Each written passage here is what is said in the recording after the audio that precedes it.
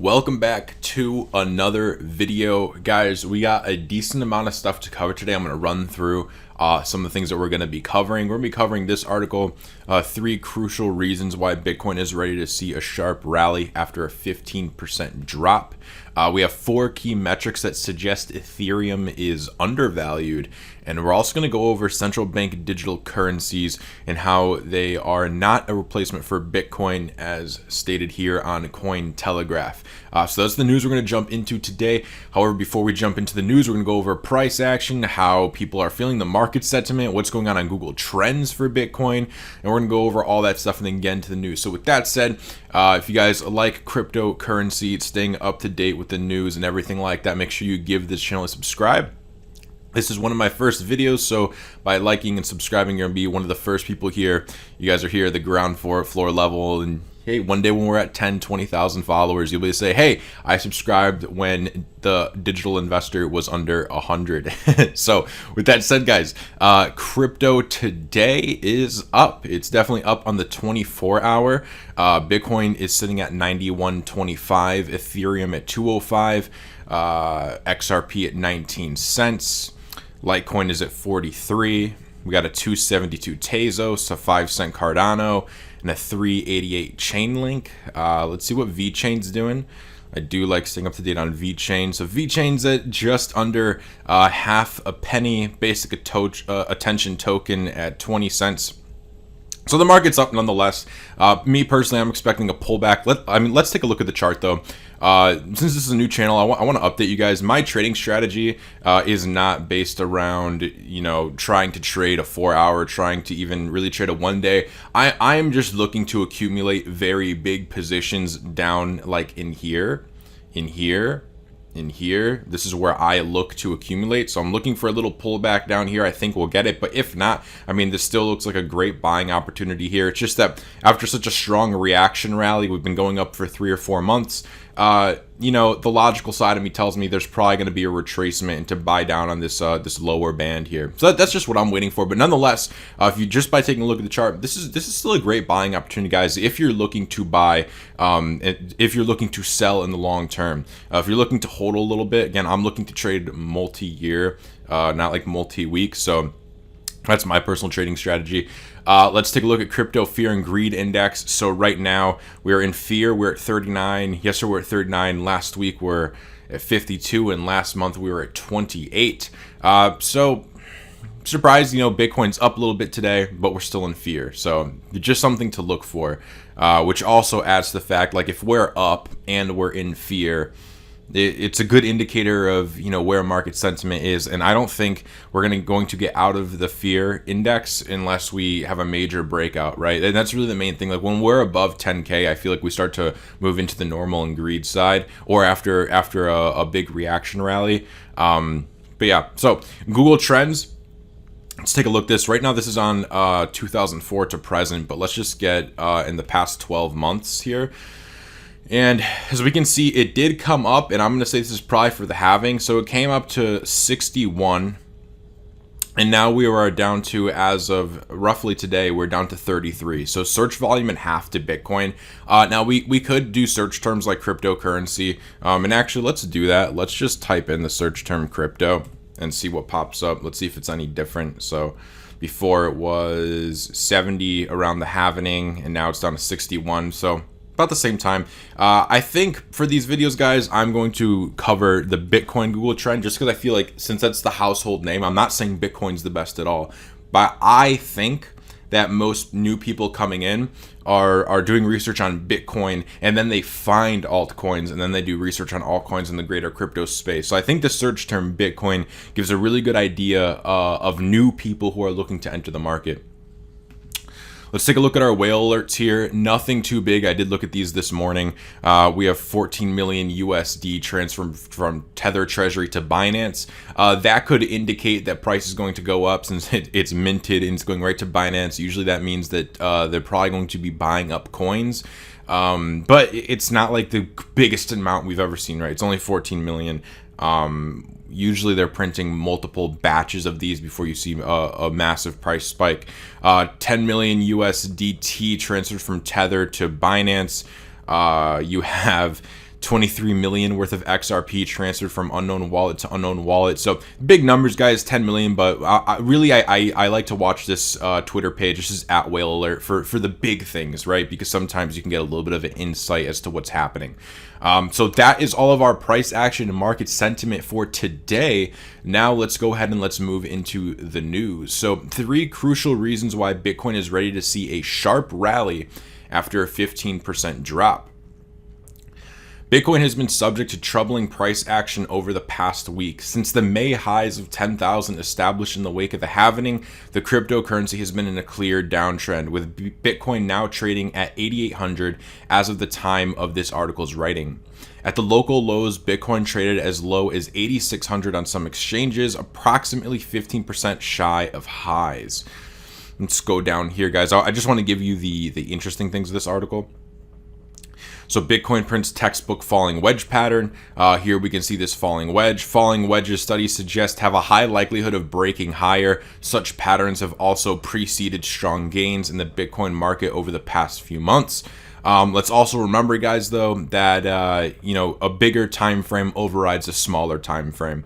And I can't see exactly what time frame they're using, but I don't think, obviously this is not a weekly chart, so I like to really look at a weekly or monthly chart. I really like to look at this chart. It gives you, where's the macro going? And I think if you're the average investor, if you're watching this channel, I'm not an expert trader, nor do I want to be an expert trader. I don't want to day trade.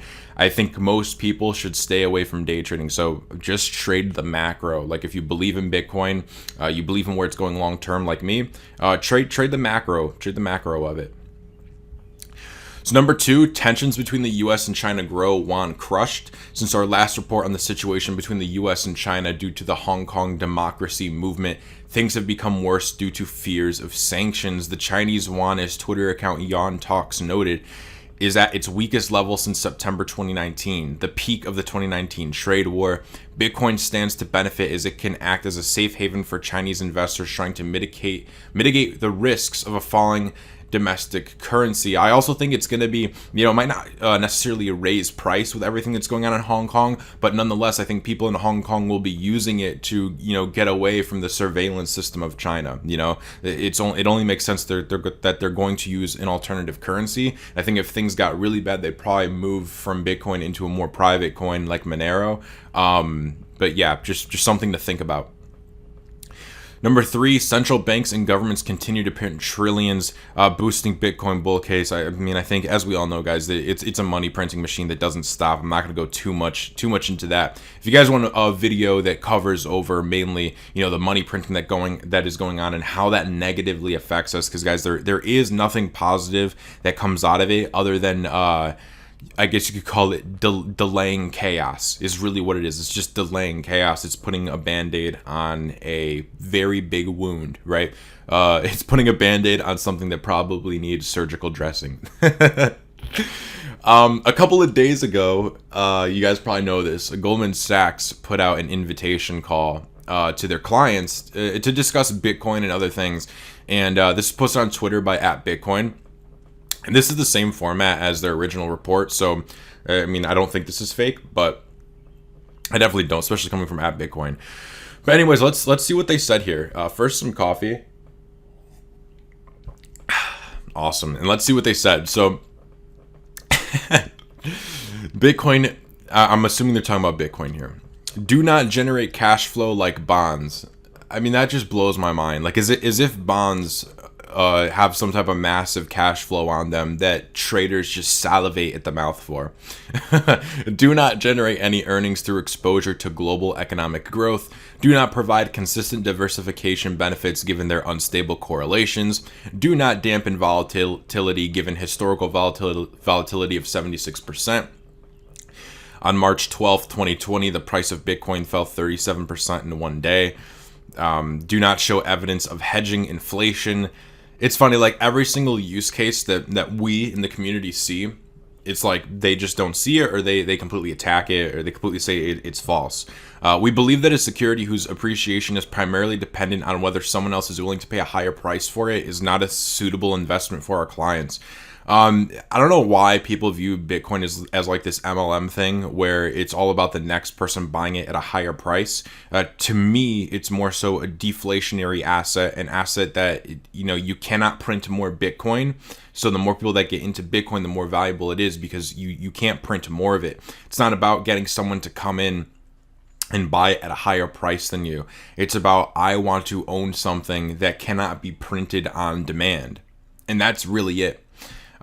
We also believe that while hedge funds may find trading cryptocurrencies appealing because of their high volatility, that alone does not constitute a viable investment rationale.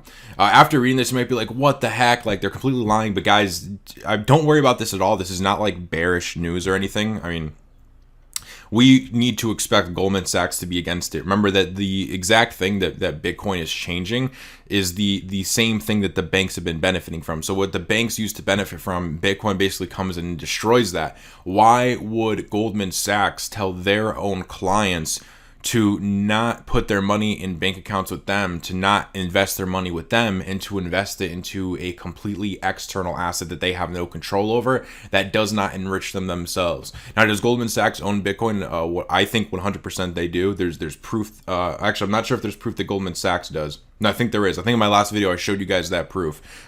Proof that Goldman Sachs is buying, proof that Jamie Dimon and Chase is buying, and who knows what they're buying on a personal level. But yeah, guys, don't expect banks to be bullish on Bitcoin or anything like that. In fact, expect this, because when everyone's coming out, like when the news is coming out and they're saying buy Bitcoin and the banks are saying buy Bitcoin, that's going to be your indicator to sell.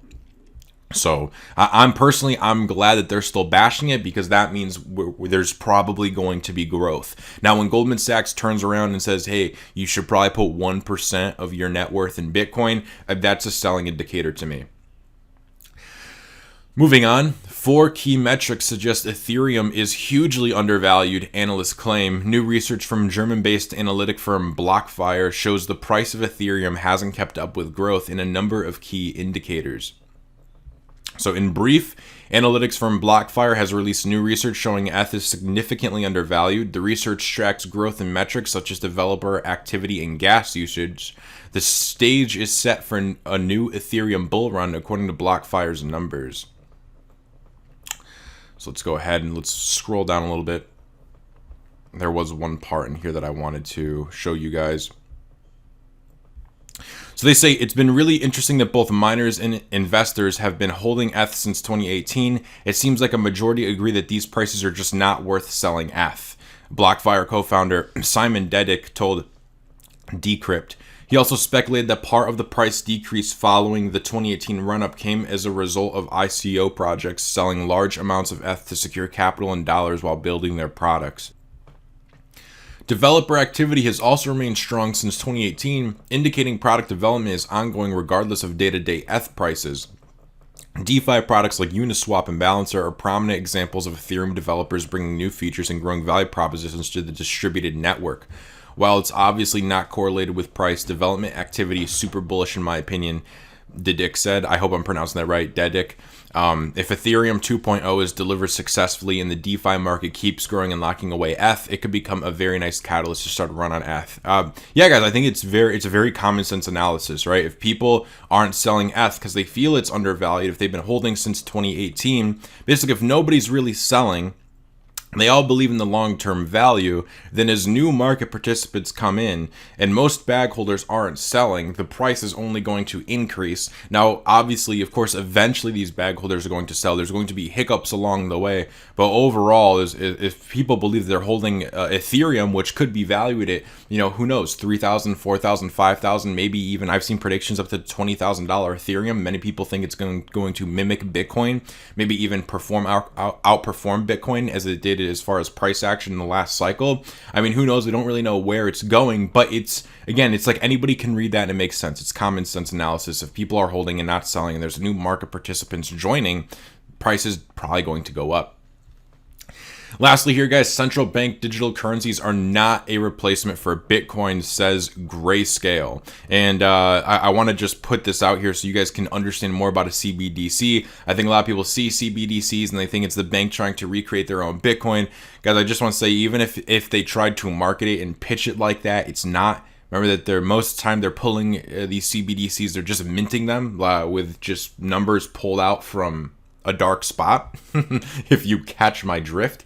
So I'm just going to go over some of the main points of the article. So CBDCs are sometimes viewed as synonymous to or as replacements for digital currencies like Bitcoin, but they represent a meaningful departure from the decentralized protocols inherent to many cryptos. CBDCs attempt to upgrade payment infrastructure, while Bitcoin is an attempt to upgrade money. Okay, guys? CBDC is an attempt to upgrade payment infrastructure, while Bitcoin is an attempt to upgrade money. CBDCs only help facilitate payments, really, and they're probably going to peg that to something. I mean, it might be XRP used to run the CBDCs. That's a very common thing in the XRP community. It only makes sense. They've been talking about it, honestly, for so long. I've been in the XRP community for a while. Not that XRP is my only bag. I'm not, I'm in XRP to make money off of it. If I don't have to emotionally hold my bag as it goes down to nothing. If Ripple, if something happened to the company Ripple, I'm not going to hold my XRP because I believe in it. If things start going catastrophic, I will be looking to sell my position so I don't completely lose it. I don't have any emotional attachment to any investment that I make, but I do think that these CBDCs are probably going to facilitate with XRP in some way. Moving on. Of all the important freedoms, the ability to possess, transfer, and do business with multi-million-dollar sums of money seems to me to be one of the least important freedoms governments should be preserving. The case for central bank digital currencies around equalizing the playing field between smaller and larger players and making it more difficult for anonymous forms of finance to flourish. Operationally, this sort of change would also require new policy and management practices at several different levels, including oversight of hundreds of millions of users' digital wallets. This would represent a significant shift in managing the control, movement, and accounting of money. CBDCs do not fix monetary policy. Furthermore, Bonello points out that CBDC initiatives tend to focus on the payment advantages over legacy systems, but don't highlight how a CBDC would maintain its value in an environment characterized by monetary inflation. In fact, he seemingly suggests that digitizing fiat money would result in easier creation of new fiat money. And guys, isn't that interesting? I mean, these people even suggest, it's like they know this. Digitizing fiat money would result in easier creation of new fiat money. Like, duh, of course. Like, are you telling me, just imagine telling the Federal Reserve, hey, you want to print more money? Why spend the money on paper and ink when you can print it digitally? And this is how you digitally print, right? Say our home bar was our balance sheet, and we're just like, hey, we want to buy $1 million worth of bonds, let's say, or of some asset. We need to pump up the markets. Well, all right, let's just $1 million and then enter it. Of course they're going to want to. Of course you can print money easier digitally than paper. I don't know. Just sometimes some of the things you read is isn't this common sense? Anyways, if a central bank successfully digitizes its currency, it would still have the ability to dictate and implement monetary policy. In fact, with logic encoded into a CBDC, it would be easier for a central bank to issue new currency and even set effective rates on assets held in personal custody. In sharp contrast, Bitcoin's monetary policy is fixed, a feature widely known by its users. Again, guys, like I was saying earlier, Bitcoin's monetary policy is fixed. You cannot print more. These CBDCs, how are they determining how many CBDCs they're going to print? How do they determine that? Are they going to be printing more? It's like if every bank has their own CBDC, then they're all probably going to have their own policy for said CBDC, and they can do certain things with that. So it's really not a competitor to Bitcoin at all. And if you just look at it with a common sense perspective, you'll see that. Bitcoin allows anyone to store and transfer value without the risk of debasement, censorship, or seizure. CBDCs may censor non-ordained addresses, and central banks will continue to control the monetary policy.